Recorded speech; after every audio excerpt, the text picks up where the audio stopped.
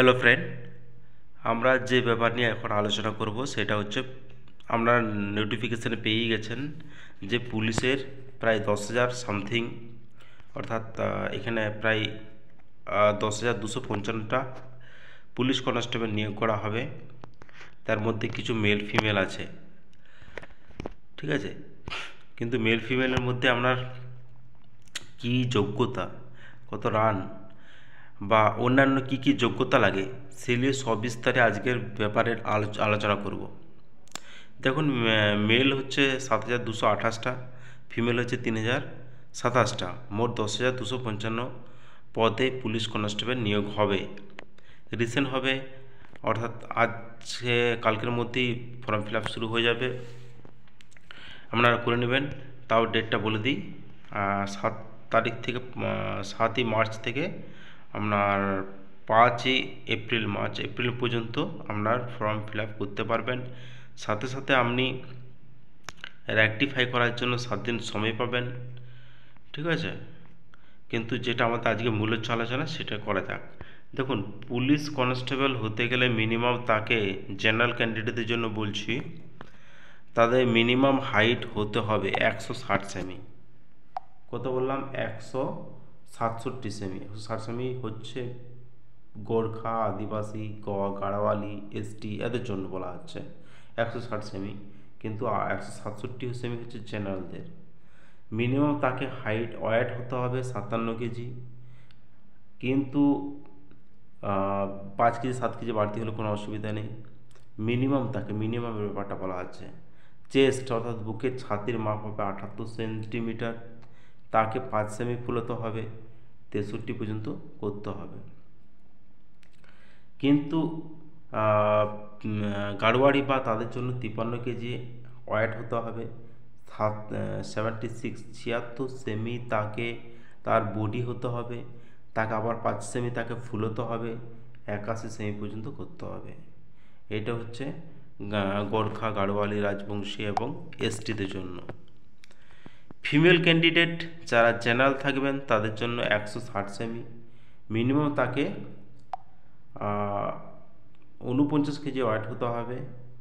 গাড়োয়ারি বা রাজবংশী বা গোর্খা বা এসটিদের জন্য মেয়েদের ক্ষেত্রে 152 সেমি তাকে হাইট মিনিমাম হতেই হবে, এবং 45 কেজি তাকে ওয়েট হতে হবে। তাদের ছাতির মাপের ব্যাপারে কিছু বলা নেই, ঠিক আছে। তারপর আপনার ক্যান্ডিডেট অফ থার্ড জেন্ডার, অর্থাৎ যারা আছেন তাদের জন্য জেনারেল যারা থাকবেন, জেনারেলদের ক্ষেত্রে আপনার 163 তাদের ওয়েট হতে হবে 52। আর গাড়োয়ারি, গোর্খা, রাজবংশী এবং এসটিতে ক্ষেত্রে 155 সেন্টিমিটার তাদের হাইট হতেই হবে, ওয়েটের হচ্ছে 48, অর্থাৎ 48 কেজি তাদের ওজন হতে হবে।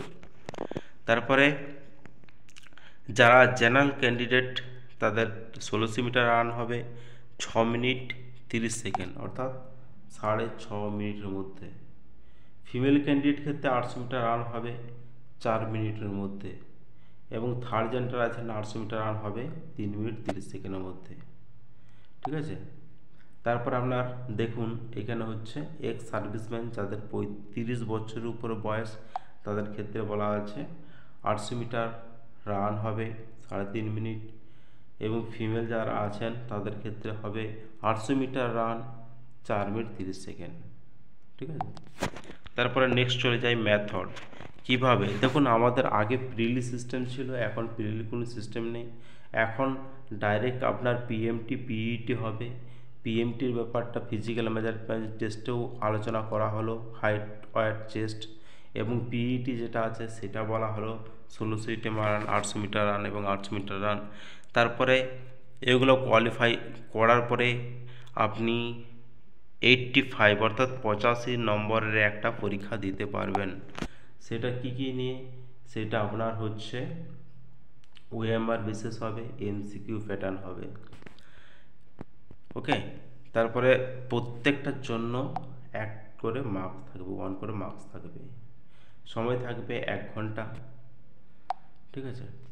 তারপরে আরেকটা জিনিস, আর যদি আপনি 4টা ভুল করেন 1/4 মাইনাস যাবে, ঠিক আছে, 4টা ভুল 1 নম্বর মাইনাস যাবে। Question paper will be set to language, দুটো ভাষাতে সেট করা হবে কোশ্চেন পেপার। ওকে, কি তারপর নেক্সট আছে যেটা সবথেকে ইম্পর্ট্যান্ট, আপনার সিলেবাস। এখানে সিলেবাস বলতে দেখুন ABCD অর্থাৎ 4 ভাগে ভাগ করে দিয়েছে প্যাটার্ন। এক হচ্ছে আপনার 25 নম্বর হবে জেনারেল অ্যাওয়ারনেস এবং জিকে অর্থাৎ জেনারেল নলেজ, ঠিক আছে। পুলিশের চাকরির ক্ষেত্রে জেনারেল অ্যাওয়ারনেসটা খুব ইম্পর্ট্যান্ট। 10 নম্বর হবে আপনার ইংলিশ এবং 25 নম্বর হবে ম্যাথামেটিক অর্থাৎ অঙ্ক, সেটা মাধ্যমিক লেভেলের হবে, এলিমেন্টারি। তারপর আপনার 25 নম্বর হবে রিজনিং এবং লজিক্যাল অ্যানালাইসিস। ওকে, তাহলে 100 নম্বরের পরীক্ষা হবে। 100 নম্বর 25 25 50 75 85 নম্বরের পরীক্ষা আপনাদের হবে 85 নম্বরের, এবং 15 নম্বর যেটা থাকবে আপনার সেটা হয়তো ইন্টারভিউ হিসাবে ধরা হবে। এখানে যদিও মেনশন করা নেই, যদিও করা আছে নাকি জানি না, ঠিক আছে। এবার ফিজিক্যাল মেজারমেন্ট টেস্ট আমরা করলাম।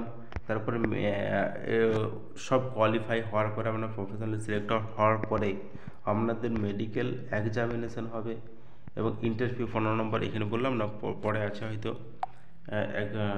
ইন্টারভিউ হবে 15 নম্বরে। তাতে কি দেখা হবে, আপনার candidate be qualify physical efficiency PAT PMT এবং পরীক্ষা কোয়ালিফাই হওয়ার পরে আপনাদের কিছু দক্ষতা দেখা হবে। দেখার পরে আপনাদের ফাইনাল বোর্ড হবে, আপনারা সিলেক্টেড হবেন, প্রফেশনাল সিলেক্টেড হবেন। তারপর আপনাদের মেডিকেল বোর্ড হবে। মেডিকেল বোর্ডে কি আছে, আপনাদের এক্সরে হবে, ইউরিন টেস্ট হবে, মেডিকেল এক্সামিনেশনের মধ্যে আর কি আছে, আপনাদের ECG হতে পারে, ঠিক আছে, নগ্নি দেখে, হাইড্রোসিল দেখে, এসবগুলো হয়। তারপরে আপনাদের রিক্রুট ফাইনাল রিক্রুট হয় এবং ট্রেনিং শুরু হয়। এবারে পিরিয়ড কত তারিখে বললাম, 7/3/2024 অর্থাৎ এ মাসের আজকের থেকে শুরু হয়ে গেছে অ্যাপ্লিকেশান এবং 5/4/2024 পর্যন্ত চলছে। আপনারা যত শীঘ্রই তাড়াতাড়ি ফিল আপ করার চেষ্টা করুন, কারণ লাস্টের দিকে হ্যাং করে অনেক, ঠিক আছে। এটা হচ্ছে আপনাদের ডেট, রেকটিফাই করার জন্য আমরা 7 দিন সময় পাবেন। আর প্রসেসিং যারা জেনারেল কাস্ট আছেন তাদের 170 টাকা অর্থাৎ 150 টাকা অ্যাপ্লিকেশান ফি, 20 টাকা প্রসেসিং ফি। আর যারা শিডিউল ট্রাইব বা শিডিউল কাস্ট আছেন তাদের জন্য শুধুমাত্র 20 টাকা শুধুমাত্র প্রসেসিং চার্জটা নেওয়া হবে। এখানে আর কিছু নেই। এরপরে আপনাদের কিছু সাজেশন ভিত্তিক কোশ্চেন বা উত্তর দেব আপনারা পাবেন। হ্যাঁ, সিভিক ভলেন্টিয়ার যারা আছেন বা ভিলেজ পুলিশ যারা আছেন তাদের জন্য ফর্ম আছে এখানে, তাদের জন্য অনেক সাবসিডি বা ছাড় আছে, আপনারা দেখবেন। এবং তাছাড়াও যারা উইকার অর্থাৎ ফিজিক্যালি বা ইকোনমিক্যালি যারা উইকার আছে তাদের জন্য কিছু ছাড় আছে। Thank you so much for my watching.